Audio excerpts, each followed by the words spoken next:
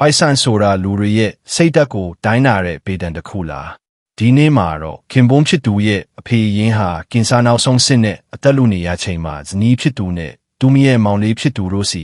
ရက်ဆက်လွန်းတဲ့စကားလုံးတွေကိုကြားလိုက်ရပါတယ်ဇနီးဖြစ်သူကအတေးအချပေါက်တင်မဲ့လူထက်အိမ်ဆူဆောင်ထားတဲ့ပိုက်ဆံတွေကိုအကုန်မခံနိုင်ဘူးလို့ပြက်ပြက်သားသားညင်းဆိုနေတာပါသူမရဲ့မောင်လေးကလည်းမိလောင်ရလေးပင်ဆိုသလိုခင်ပွန်းဖြစ်သူကိုဦးနှောက်မရှိတဲ့လူလို့စိတ်ဆိုယုံတင်မကပဲသူသာဒီလိုလူနဲ့များရင်အခုထက်အစပေါင်းများစွာချမ်းသာနေပြီဆိုပြီးလူရမသွင်းပြောဆိုခဲ့ပါတယ်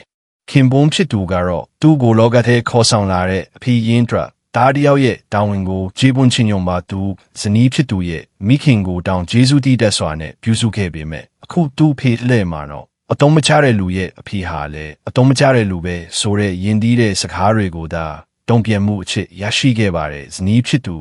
ကွာရှင်းမယ်ဆိုပြီးချင်းချောက်လိုက်တဲ့အထိအခြေအနေတွေတင်းမာသွားခဲ့ပါပြီဂျေဇုတရားနဲ့အတကြားမှာဒီမျိုးသားတယောက်ဘယ်လိုရှိစမလဲဆိုတာကတော့ရင်နာစရာပါပဲပရိသတ်ကြီးရောဒီလူဇနီးမျိုးနဲ့မောင်လေးမျိုးကိုဘယ်လိုမြင်ကြလဲကိုယ်မြင်လေးတွေမမှန်ရေးပေးခဲ့ပါ